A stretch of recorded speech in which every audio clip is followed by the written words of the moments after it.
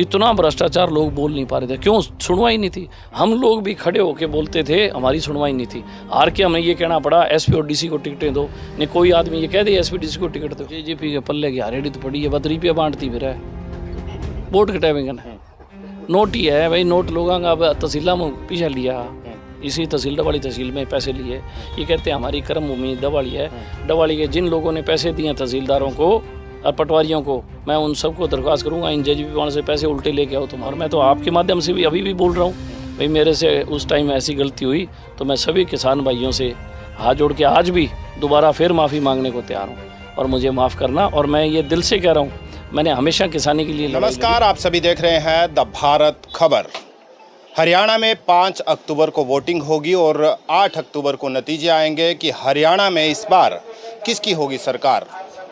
हरियाणा में चुनाव के बीच सबसे ज़्यादा, अगर 90 विधानसभा में सबसे चर्चित सीट जो बनी हुई है वो है डवाली विधानसभा क्षेत्र, क्योंकि यहाँ पर 3 ऐसे लोग जो चुनाव लड़ रहे हैं वो एक ही परिवार से आते हैं। ऐसे में उनका एक सदस्य हमारे साथ है इनेलो से आदित्य चौटाला, जो हाल ही में बीजेपी से इनेलो में आए और अब जो है चुनावी रण भर रहे हैं। कैसा माहौल बन रहा है ये भी जानने की कोशिश करेंगे। आदित्य जी, सबसे पहले तो यही है क्योंकि अब बहुत कम वक्त रह गया है चुनाव का, ऐसे में आप डोर टू डोर कैंपेन कर रहे हैं, कई जगह पे आप रोड शो वगैरह भी कर रहे हैं, कैसा रिस्पॉन्स है अभी? देखिए, सबसे पहले तो प्रमोद जी आपका बहुत धन्यवाद। मैंने 32 गांव डोर टू डोर किए, घर घर हर घर हाजिरी। उसके साथ साथ शहर के अंदर भी डोर टू डोर चल रहा है। मेरे परिवार के हर सदस्य है, भाई, मेरी मिसेज, मेरे भाई के बच्चे, सब लोग हम डोर टू डोर कर रहे हैं। बहुत अच्छा रिस्पांस मिल रहा है, लोगों में उत्साह है, एक उमंग है, एक जोश है और वो चाहते हैं कि हमें एक अच्छा ईमानदार काम करने वाला व्यक्ति चाहिए। पिछले 10 सालों से प्रमोद जी आप भी गांव से ताल्लुक़ रखते हैं। ग्रामीण क्षेत्र में और शहरी क्षेत्र में मैंने बहुत काम किया है। लेखा जोखा, हर गांव का लेखा जोखा मैंने सोशल मीडिया पे भी, और गांव में जब डोर टू डोर किया तो मैं लेखा जोखा का पर्चा लेके गांव में दिया मैंने। उससे पहले सोशल मीडिया पे 75 हार्ड चैलेंज के तहत लोकसभा चुनाव के दौरान मैंने हर रोज़ रात को सोशल मीडिया के माध्यम से प्रत्येक गाँव का लेखा जोखा हर रोज़ का दिया। लोगों को पहली दफ़ा ऐसा लगा कि एक नेता हमारे इलाके का जो काम कर रहा है वो बता रहा है और वाकई में वो काम हुए हैं, लोगों ने देखे हैं। तो उसके बिहाफ पे वैसे आपको लग रहा है कि रिस्पॉन्स अब इस चुनाव में दे रहे हैं इनेलो की तरफ से? देखिए, मैं एक बात आपको छोटी सी बताऊं, कोई भी व्यक्ति चाहे गांव का पंच बने, चाहे सरपंच बने, चाहे जिला परिषद का मेंबर बने, चाहे मेंबर पार्लियामेंट बने, चाहे एमएलए बने, चाहे एमसी बने, उसके वार्ड का, उसके गाँव का, उसके इलाके का आदमी उससे एक ही इच्छा रखता है कि वो काम करे।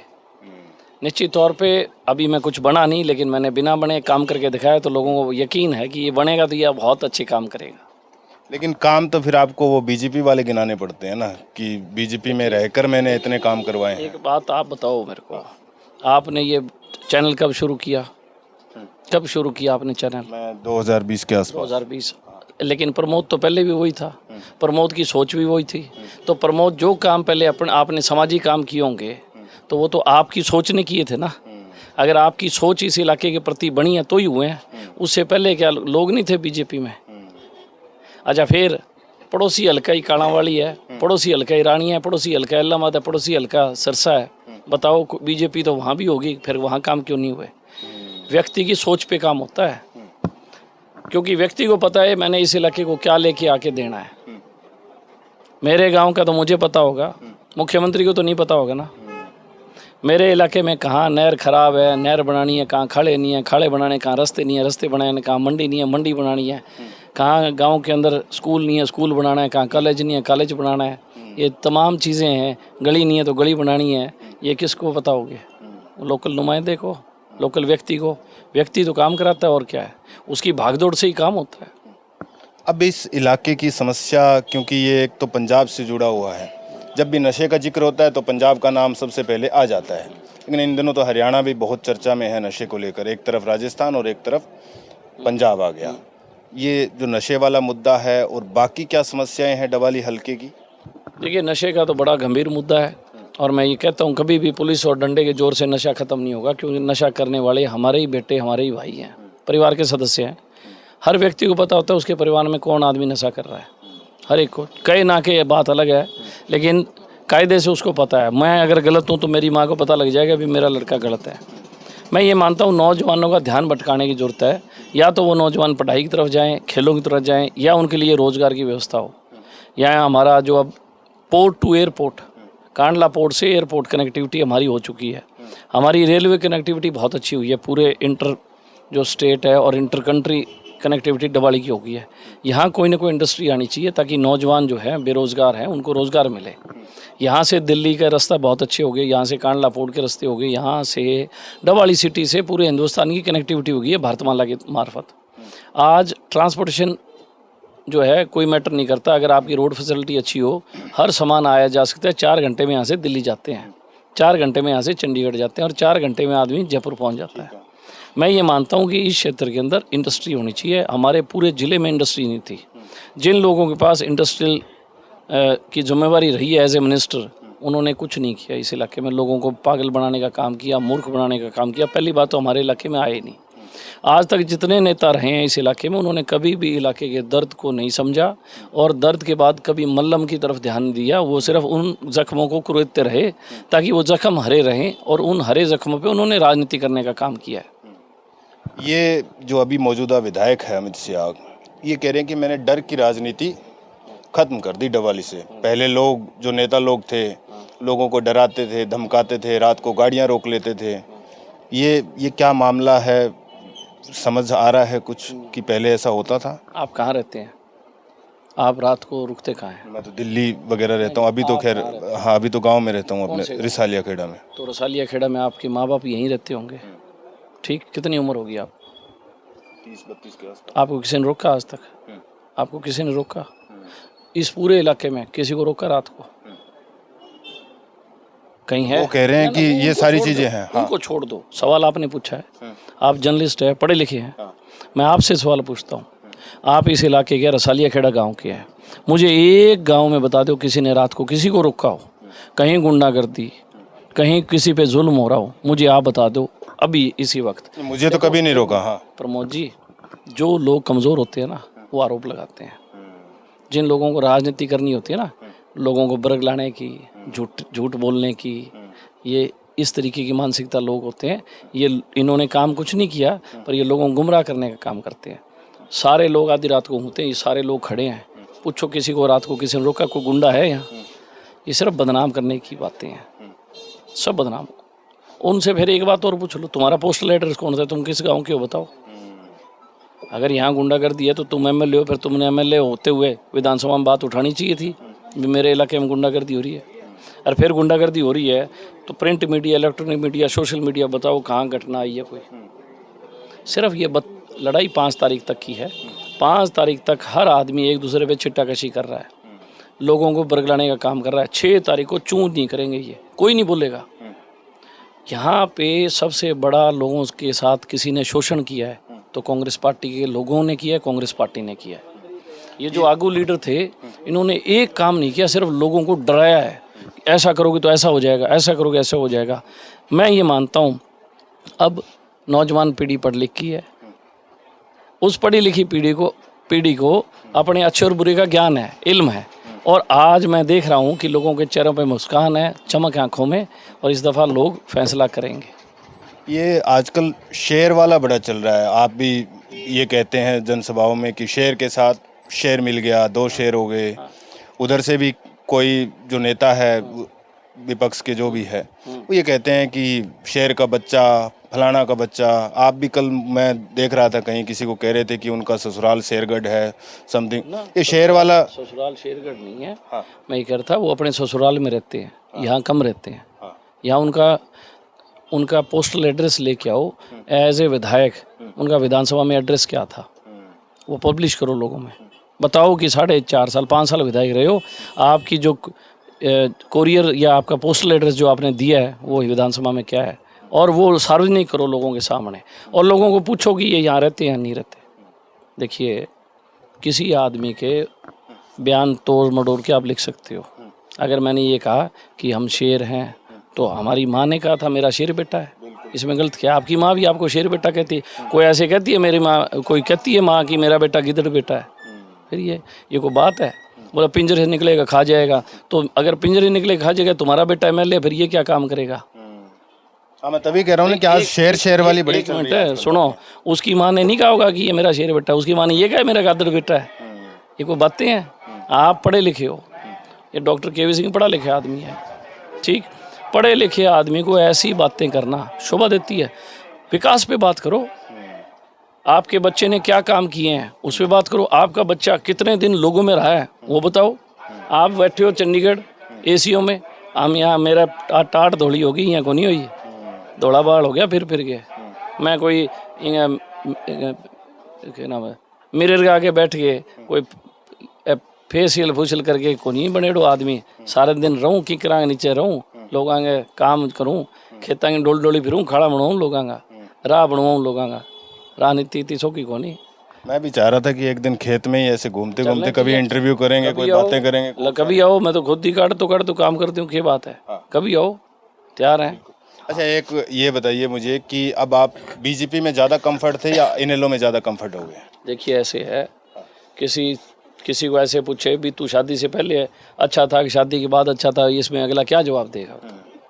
किसी से पूछ ले कोई तेरे ब्याह को नहीं हो, जब तू शौक हो ब्याह के बाद शौक है, तो कोई सवाल थोड़ी है तू घटे है। अच्छा, एक लास्ट सवाल है, थोड़ा सा ये टफ वाला सवाल है, ठीक है? एक हल्के थे, हाँ, पहले वाले हल्के थे, ये वाला काफ़ी भारा है, ठीक है? ये सवाल इसलिए है कि किसान आंदोलन चला, उसमें आपने एक बयान दिया, उसको अब वायरल कर रहे हैं लोग खूब सारा ना, करेंगे कि राबड़ी पी के सो जाओ, करेंगे। किसान आंदोलन में जो किसान बैठे हुए थे उनके लिए कि अब ये जो है ना तीनों कानून वापस नहीं होंगे। हाँ करेंगे।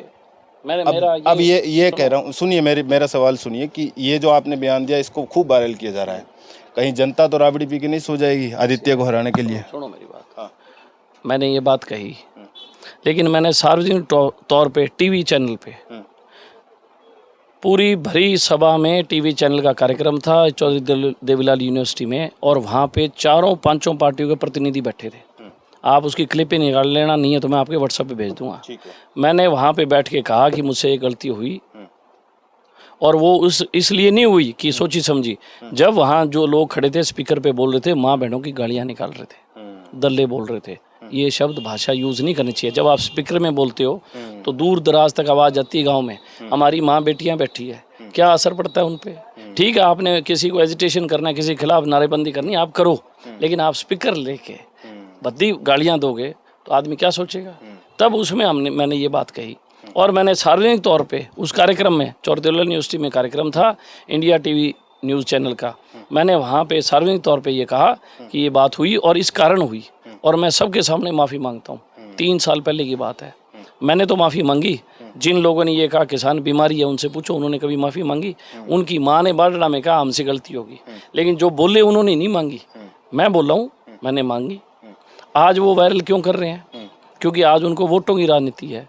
उन्होंने वायरल करनी थी 6 महीने पहले लगते, और फिर ये वायरल कर रहे हो, ये क्यों नहीं बता रहे? अभी माफ़ी मांग रखी है मैंने।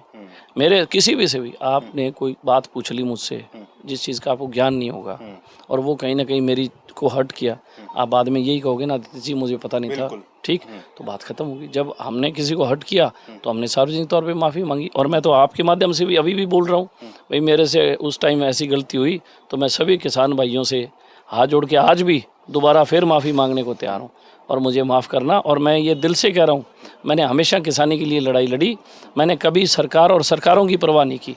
चाहे मैं किसी सरकार में था तो मैं वहाँ खड़ा होके मुख्यमंत्री हो चाहे मंत्री हो उनके सामने सच्चाई बोला करता था, और अफसरों के सामने सच्चाई बोलता था कि तुम मदद करो नहीं तो लोग तुम्हारी रड़क निकाल देंगे समय आने पर।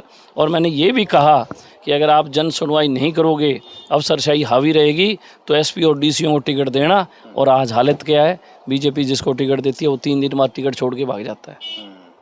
ये बड़ी अच्छी बात आपने जैसे माफ़ी वाली बात भी करी, ये नेता की क्वालिटी है, ये बात तो समझ आ गई। अब एक बात ये है कि जैसे कांग्रेस वाले है, ये जो लोग अफवाह फैलाते हैं, पता नहीं ये जो रूमर्स चल रहे हैं कि आप जितना मर्जी कोशिश कर लीजिए, आदित्य चौटाला, अभय चौटाला, ये इनेलो जो पार्टी है वो बीजेपी में शिफ्ट होगी चुनाव के बाद।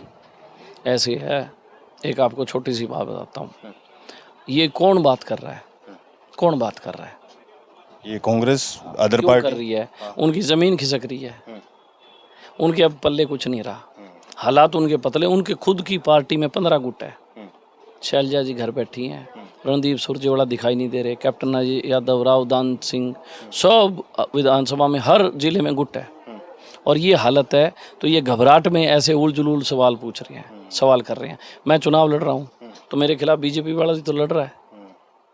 कोई ऐसी जगह बताओ जहाँ एक सीट थी बीजेपी छोड़ के भाग गई, बाकी जगह तो अगले लड़ रहे हैं, वोट आए ना आए अलग बात है, सारी जगह ही खड़े हैं। वो कह रहे डम्मी कैंडिडेट उतारे, सुनो, किसने उतारे?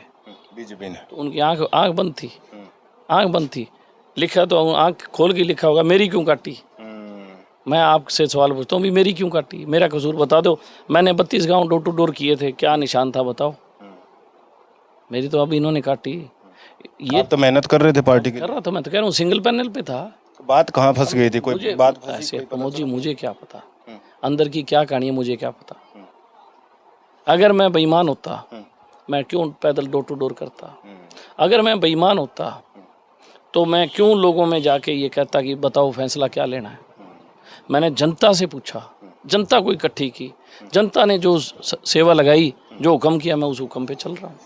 और आज उसी बात पे जनता साथ है, इस पूरे हल्के की जनता साथ है। और मैं तो एक बात और कहता हूँ, पूरे ज़िले की जो पुराने लोग थे सारे आज खुश हैं इस बात को लेके कि आज हमें एक अच्छा आदमी मिला है, हमारी सुनवाई करेगा।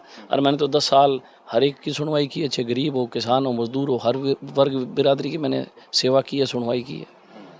अब जेजेपी पे आते हैं। जेजेपी ये कह रही है कि इनेलो, बीएसपी, हलोपा, कांग्रेस, बीजेपी सब सिर्फ जेजेपी को हराने के लिए कर रहे हैं। ये सब ये एक हो जाएंगे सारे के सारे जेजेपी को हराने के लिए। जेजेपी के पल्ले की हारेडी तो पड़ी है, 12 रुपया बांटती फिर है, वोट के टाइम का नोट ही है भाई। नोट लोगों का अब तहसीला में पीछा लिया, इसी तहसील डवाली तहसील में पैसे लिए। ये कहते हैं हमारी कर्म भूमि डवाली है, डवाली के जिन लोगों ने पैसे दिए तहसीलदारों को और पटवारियों को, मैं उन सबको दरख्वास्त करूंगा इन जेजेपी वालों से पैसे उल्टे लेके आओ, तुम्हारे उल्टे ले आओ पैसे, लाख लाख रुपए रजिस्ट्री के। कोई बेचारा गरीब आदमी चला गया जिसने कह दिया मेरा तहसीलदार तस्दीक करे, बूढ़ी चली गई कोई पेंशन बनानी है तस्दीक करे, उसी पैसे झाड़ लिए। मेरे को एक बुजुर्ग औरत मिली, बोले मेरे 8,500 रुपये ले लिए, उनको भेजो इन चाबी वालों के पास, इनसे उल्टे पैसे ले आओ, वोट तो इनको देंगे नहीं कोई, पैसे तो ले आओ इनसे। अरे ये गांव में आज शेड, किसी गांव में कहते हैं किट देंगे। आप एक बार बताओ पहले कहाँ थे 5 साल? वो तो मुड्डे भी बांट रहे हैं। तो मुंडा तो बांट दिया, मुंडा और बैठे कौन है? चिनेडा पड़े लोगों का। हाँ बैठे तो कौन ही।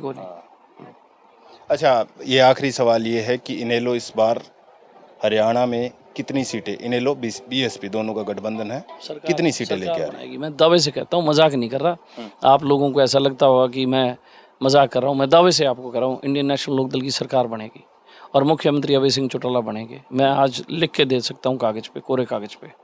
आप भी केजरीवाल की तरह लिख के देने वाली बात तो नहीं कर रहे? आपको हालात बता रहा हूँ। लोगों का भरोसा ही अब एक आदमी पे है, सिर्फ एक ही व्यक्ति भरोसा है, अभय सिंह चौटाला पे। लोगों ने कांग्रेस का राज देख लिया, कांग्रेस के राज में भ्रष्टाचार चरम सीमा पे। लोगों ने बीजेपी का राज देखा, पोर्टल ऑनलाइन से भ्रष्टाचार 10 गुना बढ़ गया। तहसीलों में पैसे, कभी रजिस्ट्रियों के लिए भी टोकन लगते हैं, बोले जी आज सॉफ्टवेयर डाउन है, पैसे दो, सॉफ्टवेयर खड़ा हो जाता है। इतना भ्रष्टाचार लोग बोल नहीं पा रहे थे, क्यों? सुनवाई नहीं थी। हम लोग भी खड़े होके बोलते थे, हमारी सुनवाई नहीं थी। हार के हमें ये कहना पड़ा एसपी और डीसी को टिकटें दो, नहीं कोई आदमी ये कह दे एसपी डीसी को टिकट दो। तो अब हम माने कि आदित्य अपने काम के दम पे यहाँ से जीत रहे हैं? मैं ये मानता हूँ कि आदित्य लोगों के सहयोग से, आमजन के साथ से और आमजन के आशीर्वाद से चुनाव जीत रहा है। चलिए, बहुत बहुत शुक्रिया आदित्य और बेस्ट ऑफ लक आपको। Thank you sir.